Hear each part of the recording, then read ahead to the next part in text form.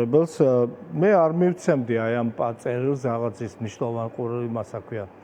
მნიშვნელოვან არ მივაქცევ მნიშვნელოვან ყურადღებას, ვინაიდან ეს არის დიპლომატიური პროტოკოლური პასუხი, როდესაც ულოცავ ოფიციალურად მიღებ პასუხს. ეს ტიპიური ტექსტებიც დამერწმუნეთ, რომ დიდი განსხვავებები არა იმ ქვეყნების მიმართ, ვისაც ეს გაიგზავნება, ვისთანაც ეს გაიგზავნება. დაახლოებით იგივე რანგის წერილია, რაც ყაველაშვილმა მიიღო ტრამპისგან ორჯერ თუ არ ვცდები ახალი წლის და დამოუკიდებლობის დღის მილოცვის. დიახ, ისეთი კიდევ ერთხელ ვიმეორებ, ეს არის ტიპიური პროტოკოლური წერილები, რომელიც ელემენტარულად დილობის ან დიპლომატიის წესების დაცვით ხდება, ხორციელდება. იღებ მილოცვას, შენი ვალია გაუგზავნო, აუცილებლად გაუგზავნო პასუხი და მადლობა გადაუხადო ამ მოლოცვისთვის. აი, მე ძალიან დიდ მნიშვნელობას ამას ნამდვილად ვერ მივანიჭებდი. ასეთი ტიპის წერილებს იღებენ ისეთი ქვეყნები, რომელთანაც ამერიკა არ თანამშრომლობს ან სტრატეგიულ პარტნიორობას წყვეტს. ისეთ ქვეყნები, რომელთანაც არ თანამშრომლობს ამერიკა, არც ის ქვეყნები არ ულოცავენ ამერიკის შეერთებულ შტატებს ზოგადად.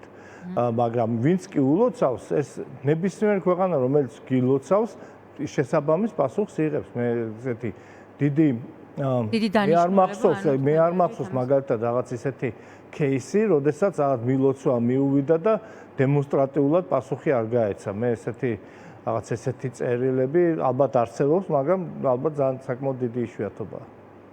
ხო, საინტერესო. ჩვენ ვიცით პროპაგანდა როგორ გაშლის ამ საკითხს და ამას აუცილებლად ქართული ოცნების და დონალდ ტრამპის ადმინისტრაციის მეგობრობის ახალ ეტაპად შეაფასებს. ჩვენ მსგავსი ტიპის რიტორიკა გვინახავს მათგან და ალბათ ამ წერილის მერე განსაკუთრებით გააქტიურდება ქართული ოცნების ხელისუფლება. საქართველოს საგარეო საქმეთა სამინისტროს ნებისმიერ თანამშრომელი იგივეს გიპასუხებთ, იმიტომ რომ ეს არის პასუხი, ცდილობიანი პასუხი ნებისმიერ მილოცვაზე. ეს არის ტიპიური პროტოკოლური წერილების მიმოწერა, ასე ვთქვათ. არა, თან ეს ყველაფერი დაემთხვა იმ მინისტერიალს, რომელიც იმართება და გაიმართა ვაშინგტონში, სადაც მაკაბოჭორიშვილიც იყო მიწვეული და 60 ქვეყანასთან ერთად.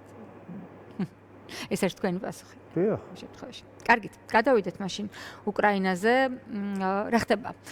უკრაინაში კიევის ქუჩებში მიუხედავად იმისა, რომ დაბომბების საშიშროებაა რუსული დრონების ან რუსული ბალისტიკური რაკეტების მხრიდან, დემოკრატია იმდანაც მაღალი დონის არის, რომ ხალხი ზელენსკის წინააღმდეგ გამოდის და აპროტესტებს ძალიან პოპულარული თავდაცვის მინისტრის ფედოროვის გათავისუფლებას, რატომ გადაწყვიტა ომის ამ ძალიან საინტერესო ფაზაში ზელენსკიმ საკადრო ცვლილებები, რატომ შეიქმნა საკადრო კრიზისი მაშინ, როცა უკრაინა ძალიან წარმატებით ბომბავდა ნავთობ ობიექტებს რუსეთის ფედერაციის ტერიტორიაზე. ხო, უკრაინა განაგრძობს იგივე წარმატებით ნავთობ ობიექტების დაბომბვას რუსეთის ტერიტორიაზე, ამაზე ალბათ ცოტა მოგვიანებით, მაგრამ უშუალოდ ზოგადად ზელენსკის არ უჭირს გამომშვიდობება თანამდებობის პირებთან. მას საკმაოდ ახასიათებს, რომ საკმაოდ ადვილად ახორციელებს ცვლას. საკითხი ახლა ისე დგას, რომ უბრალოდ ჩემი საზრით არასწორ დროს და არასწორი პიროვნებებზე მოხდა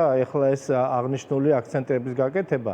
აქ არის ოფიციალური ვერსია აი ამ ცვლილების არის ის, რომ TCK-მ ვერ განახორციელა მობილიზაცია, ეს არის ორგანიზაცია, რომელიც ახორციელებს სამობილიზაციო საქმიანობას უკრაინაში და შესყიდვები იქნა არასწორად განხორციელებული. ფედოროვი რა კავშირშია? ბატონო? ფედოროვი რა კავშირშია? ფედოროვის ახლა თავდაცვის სამინისტრო ახორციელებს თავდაცვის სამინისტროს ახორციელებს შესყიდვები, თავდაცვის მინისტრის პრეროგატივაა, მაგრამ ეს არის ოფიციალური განცხადება. არაოფიციალურად არის დაპირისპირება სირსკისა და ფედოროვის შორის, ხო? დიახ. გამოდის რომ არაოფიციალურად და ოფიციალურად ვინაიდან ფაქტიურად უკრაინსკაია პრავდას ინტერვიუში განაცხადა ზელენსკიმ, რომ ჩემი ნება რო იყოს ორივეს გაუშვებდი, უბრალოდ ეხლა ეს არ შემიძლიაო. აქ არის საკითხი შემდეგნაირად, იცით, ეხლა დეტალებში ძალიან ძნელია იქ უშუალოდ, მაგრამ რაც გარეთ გამოვიდა არის ის, რომ ფედოროვი მომხრე იყო მოდერნიზების და თანამედროვე ტექნოლოგიური საომარი მოქმედებებში ცვლილებების შეტანის, რისაც სისკი უფრო კონსერვატიული მიდგომით აპროტესტებდა ამას. როგორც ფიოდოროვმა განაცხადა უკვე უშუალოდ ჟურნალისტებთან შეხვედრაზე ბრიფინგის დროს, ფიოდოროვმა განაცხადა, მან რამდენჯერმე შესთავაზა კიდეც ზელენსკის, რომ გენერალ-შტაბის უფროსი და მთავარსარდალი გაენთავისუფლებინა თანამდებობიდან, ვინაიდან ისინი იყენებდნენ ამ ტექნოლოგიურ შესაძლებლობებს არასწორ დროს და არასწორ ადგილას, ხოლო სირსკი თავის მხრიდან მოითხოვდა ზელენსკიდან, პუტინი კარგად იყოს, ზელენსკიდან მოითხოვდა უფრო ტრადიციული შეიარაღებების შესყიდვაზე აქცენტების გაკეთებას. ეს მაინც ძირითადად ეხება მისი ძალიან მოთხოვნები იყო იგივე артиლერია და ხაერსაწინააღმდეგო საშუალებები.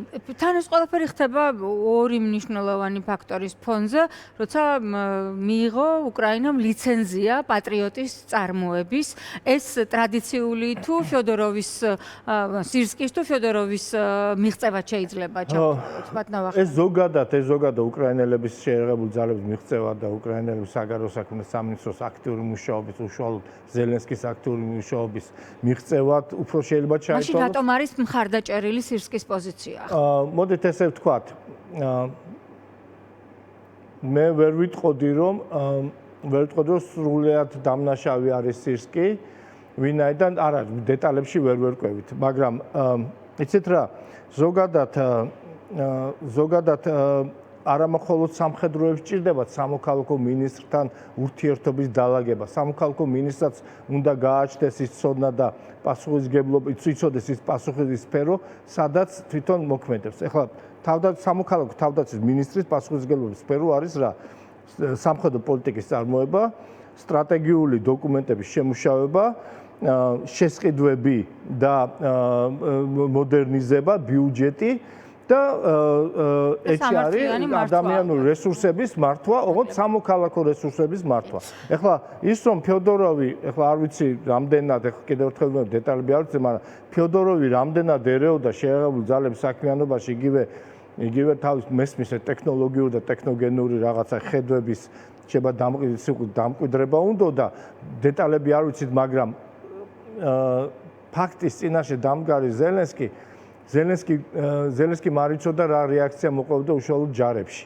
ის რომ მოსახლეობა გამოვიდა ფიოდოროვის დასაცავად, გასაგები არის, იმიტომ რომ ახალგაზრდები ფიოდოროვს საკმაოდ წარმატებული პერიოდი ჰქონდა როგორც მენეჯერს და მას ძალიან ბევრი მხარდამჭერი ჰყავდა. რამდენიმე სტატუსი უკრაინელი მეგობრები მყავს Facebook-ზე და იქ ეწერა, რომ დიდი მადლობა ზელენსკისო, მართალია ჩვენ კარგი თავდაცვის მინისტრი დავკარგეთ, მაგრამ შევიძინეთ კარგი მომავალი საპრეზიდენტო კანდიდატიო.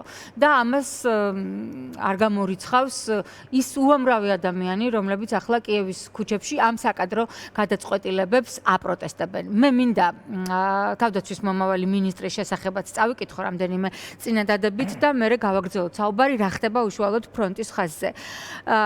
საკადრო ცვლილებების ტალღა გრძელდება და თავდაცვის მინისტრის მოვალეობას დამტკიცებამდე შეასრულებს ევგენი ხმარა. სწორედ ხმარა წარადგინა ზელენსკიმ თავდაცვის მომავალი მინისტრის პოზიციაზე.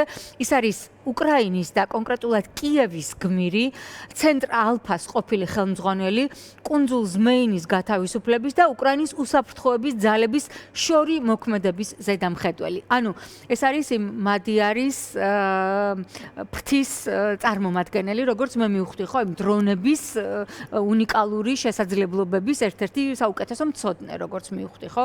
შეიცვალა ასევე ძალოვანები, ერთ-ერთი მაღალი რანგის პირი, სხვათა შორის წარმოშობით ქართველი მაქსიმ ცუცკირიძეა. სხვა შორის ფიოდოროვის განთავისუფლებასთან ერთად გადადგა სახელმწიფო ძალების სახლის მოადგილე და სხვა შორის დეპუტატებმა განაცხადეს, რომ ჩვენ არ მივიღეთ ფიოდოროვის გადადგომასო და ასე უნდა გვაუწყდება, რომ ზელენსკიმ შესთავაზა გუნდში დარჩენა და მრჩევლად ყოფნა ფიოდოროვის, რაც უარი მიიღო. ფიოდოროვი არ დაიკარგება, ეხლა ამას რა თქმა უნდა, როგორც თქვენ ბრძანეთ, ალბათ თავისი მომავლის ხედვები გააჩნია. მაგრამ ახლა უნდა გვაუწყდება, რომ სირსკის საკმაოდ ავტორიტეტი გააჩნია შეღებულ ძალებში, ის იყო უკრაინის დაცვის ორგანიზატორი, ის იყო კურსკში შეტევის ორგანიზატორი, ხარკოვის დაცვის ორგანიზატორი და ბოლო ფრონტის წარმატებებს გარკვეულწილად მაზეც რა თქმა უნდა მის ხელმძღვანელობითაც ხორციელდებოდა. მაგრამ პიროვნულად ახლა ვერ გეტყვით ახლა კიდევ ერთხელ გარკვეული პრობლემები იყო თუ გახსოვთ ზელენსკის ზალუჟნის სირსკის შორის, როცა ზალუჟნი შეიწყო და ზელენსკის შორისაც. ხო და შემდგომში უკვე სირსკის და ფეოდოროვის შორის. მაგრამ თვითონ ზოგადად უკრაინაში თუ კი არის ესეთი ლოზუნგი, ხო, ყველაფერი ფრონტისთვის, ყველაფერი წარმატებისთვის, ხო? აი ეს ლოზუნგი აბსოლუტურად გამოიყენება უკრაინაში, ვინაიდან მაგალითად იგივე ხმარა არის უსაფრთხოების სამსახურის უფროსი, ხო, რომელს მოვალეობა არ არის საომში მონაწილეობა და შორეული დარტყმების განხორციელება, უბრალოდ მას ავალია და აკეთებს ამას საკმაოდ წარმატებულადაც. რაღაც საგანგებო ოპერაციებსაც კი აკეთებს და სპეციალური ოპერაციებს. ჩვენ რატო ვსვავთ ახლა ამ საკადრო გადაადგილებებზე უკრაინა როგორღაც მიხედავს თავის საქმეს, ხო? შიდა პოლიტიკას მით უმეტეს უბრალოდ საინტერესოა აი ეს საკადრო ცვლილებები რა შედეგს მოახდენს ფრონტზე და რა ხდება ახლა უშუალოდ ფრონტის ხაზზე დაიბომბა უკრაინის ერთ-ერთი პორტი, თუმცა უკრაინელები არ წყვეტენ როგორც აზოვის ზღვაში კონტროლს ახორციელებენ მე მგონი მთელს აზოვის ზღვაზე, ახლა შავ ზღვაშიც ჩრდილოვანი რუსული გემების დაბომბვის პროცესს აგრძელებენ. ხო, მე არ ამგონია რომ იმის გარდა რომ ეს ხბოს აღტკინებული სიხარული, თქვა ზედ პროპაგანდისტებში რუსეთში, იმის გარდა მე მგონი დიდი მნიშვნელოვანი ცვლილებები არ იქნება. უკრაინას ყავს საკმარისად კარგი სამინისტრო პიროვნებებიც და უშუალოდ შეიარაღებული ძალების ხელმძღვანელებიც და საკმაოდ კარგად ახორციელებენ ამას. ეხლა ამჟამად ვითარება არის შემდეგი, რომ დაიწყო ძალიან გააქტიურდა პორტების ომი, უბრალოდ პორტებისთვის ომი. რუსები ბომბავენ ოდესას, ბომბავენ ნიკოლაევს, ალთა ცდილობენ რომ აი უკრაინა შეიზღუდოს უკრაინელი აი იგივე ხორბლის თუ იგივე რაღაცა მიმოსვლა და ამავე დროს უკრაინელები ცდილობენ რომ მაქსიმალურად დააკონტროლონ დაამყარონ დონი ვოლგა-დონის არხზე, რომელიც უერთდება აზოვის ზღვას, შიდა ზღვას, შედგება აზოვის ზღვა, შავი ზღვა, ვინაიდან აი ეს მცირე ზომის, რა თქმა უნდა, აზოვის ზღვა დიდი ზომის ტანკერებს, დიდი ტევადობის ტანკერებს ვერ აითვისებს, მაგრამ მცირე ზომის ტანკერები ან გადაზიდვის ხომალდები, გემები, რომელიც იმყოფებიან აზოვის ზღვაში, ისინი აკეთებენ თამაშობდნენ შუალედურ როლს. ანუ იღებდნენ აი ვოლგა-დონის მიმართულებიდან, არხიდან იღებდნენ სხვა ტიპის ტვირთებს, შემდეგ აზოვის ზღვით გადაქონდათ უკვე შავ ზღვაში და შავი ზღვიდან უკვე მიემართებოდა შემდეგი მიმართულებით. სადაც 500-მდე მხოლოდ ესე იგი ჩრდილოვანი ფლოტის გემები ყავს რუსეთს. სადაც 75%-მდე ნავთობის აი ჩრდილოვანი გემების საშუალებით გადის. და უკრაინელებმა შეძლეს რომ იგივე აზოვის ზღვაში ბოლო მგონი 12 ივლისის ჩათვლით იყო 120 გემზე განხორციელებული თავდასხმა, აქედან 90-ზე მეტი გემი დაზიანებული იქნა. ამავე დროს აქ არის ორი მნიშვნელოვანი პორტი. ერთი არის ასტრახანი, რომელიც ვოლგის შესართავე კასპიის ზღვაში და რომელსაც კასპიის ზღვას იყენებენ რუსები, რათა ირანის გავლით შეძლონ თავის ხომალდების დატვირთვა და გატარება, ხოლო აი ზუსტად ასტრახანზეც არის უკვე აი ამ მიმართულებაზე კასპიის ზღვაშიც წვდებიან უკრაინელები და მეორეა ტაგანროგი, აი რომელსაც მოგახსენებთ ვოლგა-დონის შესართავი აზოვის ზღვაში, რომელიც ძალიან მნიშვნელოვანი პორტია აი ამ დაპირისპირებაში. მასზე ყოველდღე მუდმივად ხორციელდება დარტყმები უკრაინელების მხრიდან. ეს საზღვაო შეტევებზე და პორტებისთვის ომზე საუბრობ ჩვენ რა შეეხება ხმელეთზე რა ხდება, ვიცი რომ რუსულ მხარეს არის დიდი დანაკარგები, მაგრამ უკრაინა მაინც მიიწევს რამდენიმე სოფლის და დაბის გათავისუფლებისკენ წინ. არის თუ არა ეს თქვათ რეალისტური და რეალური ინფორმაცია და საერთაშორისო დახმარებებიც ღებულობს თუ არა ამაში დიდ მონაწილეობას. პატრიოტების სისტემის რამდენად სწრაფად აგება თუ ლიცენზიის გამოყენება იქნება შესაძლებელი? უდაოდ მნიშვნელოვანი არის ის გარკვეული წინსვლა, სადაც ახორციელებს უკრაინა მცირე ზომის, ლოკალური, მაგრამ ეს წინსვლა მათ გააჩნიათ, ორი სოფელი იქნა განთავისუფლებული, ტერნავაია და თუ არსებია სახელი დამაუწყეს, მეორე სოფელი მცირე ზომის დასახლებული პუნქტები, ეს არის დნეპროპეტროვსკის და ზაპოროჟიეს საზღვარზე. ფაქტი ის არის, რომ რუსები ვერ მიიწევენ წინ. ფაქტიურად არის განულებული წინსვლა, მეტრებზეა საუბარი. ისევ კონსტანტინოპოლის აღებაზე ცხადდება, უკვე მე რამდენჯერ იქნა აღებული და ამ დროს ვიდეოებს დებენ ხო უკრაინელები, რომ კონსტანტინოპოლისიდან ზელენსკი იქ ეპატიშება. ხო, მობძანდით თუ იქ აღებული მე მოვალ თქვენთან, მაგრამ ამის გარდა ასე მნიშვნელოვანია ის, რომ პუტინმა მე მგონი მე-15 შეცვალა ვადები დონბასის განთავისუფლების. ეხლა წლის ბოლომზეა გადატანილი. ძალიან დიდი ეჭვი მაქვს, რომ ამას ეს ვადა შესრულდება. ასევე ფაქტიურად დანაკარგები არის ძალიან დიდი. დანაკარგები არის დიდი, ვინაიდან ფაქტიურად ეს წარმოიდგინეთ, რომ ფრონტის ხაზი, ეს ნულოვანი ხაზი, ფაქტიურად მოწყვეტილია მის მომარაგების ზურგ. აი middle strike ეგრეთ წოდებული საშუალო დონის, აი 150-200 კილომეტრამდე ზოლი თლიანად ჩაუკეტეს უკრაინელებმა რუსებს და მიწოდება ვერ ხორციელდება, მომარაგება, როტაცია და ასე შემდეგ ვერ ხორციელდება წინა ხაზზე. ამდენად ფაქტიურად ის შეტევის შესაძლებლობა მნიშვნელოვნად დაქვეითებულია რუსების მიერ. ყირიმზე ფაქტიურად როგორც დაემუქრა მადიარი, კუნძულად გადავაქცეო, აი იქითკენ მიდის გზა. წარმოიდგინეთ ახლა ვისაც ერთი გზა უკანა გზა დატოვებული აქვს, რომ ხო, ჯერჯერობით ქერჩის ხიდი ღია არსებობს, ვისაც შეგიძლია თავს უშველეთ თავსო. თუმცა სამწუხაროდ მე მგონი იქიდან გამოქცეულები ჩვენთან შემოდიან, რასაც ხედავს საზღვრებს. ხო, მე დიდი ეჭვი მაქვს, რომ კიდევ უფრო გაიზრდება მათი რაოდენობა, აქ შემოსული ტურისტის თუ დროებითი თავშესაფრის მაძიების. ქერჩის ხიდი რო განადგურდება, ამაზე ორი აზრი არსებობს. საუბარი არის როდის მოხდება ეს. ჯერჯერობით ეს არ ჭირდება უკრაინას. წარმოიდგინეთ ახლა გეოგრაფია ძალიან დიდი მნიშვნელობა აქვს და თვითონ ყირიმის ნახევარკუნძულს აქვს 3 მნიშვნელოვანი წერტილი, რომელთაც დაკავშირებულია მატარიქს. ერთი ქერჩის ხიდი და ქერჩის სრუტე, რომელიც ას კონტროლქვეშაა ფაქტიურად და იქ სამხედრო გადაადგილებას ვერ ახორციელებს რუსები.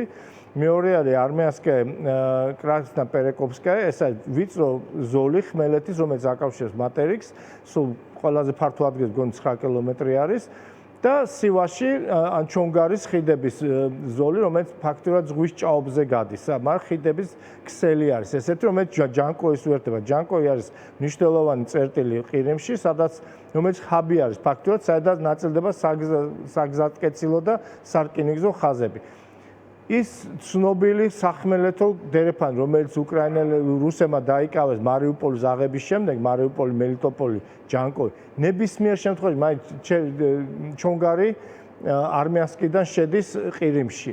მაგრამ ეს ხიდები მუდმივი დარტყმის ქვეშ არის უკრაინელების მიერ. ანუ უკრაინელები აკონტროლებენ. აბსოლუტურად აკონტროლებენ და ეხლა ძალიან სისტემურად მოქმედებენ უკრაინელები. მე არ გამიკვირდება, რომ ზამთრის მოახლოებასთან ერთად დარტყმები გადაინაცვლეს, აქცენტი გადაინაცვლეს ნავთობგადამამუშავებელი საწარმოებიდან საწარმოებსა და ანუ გააკეთებენ იმას, რასაც რუსეთი უკეთებდა უკრაინას. ზამთარი არანაკლებ ცივია ეს რუსეთში, ვიდრე უკრაინაში, ასე რომ უკრაინელებსაც შეუძლია იგივე გაუკეთო რუსებს. ძალიან დიდი მადლობა გენერალ ვახტანგ კაპანაძეს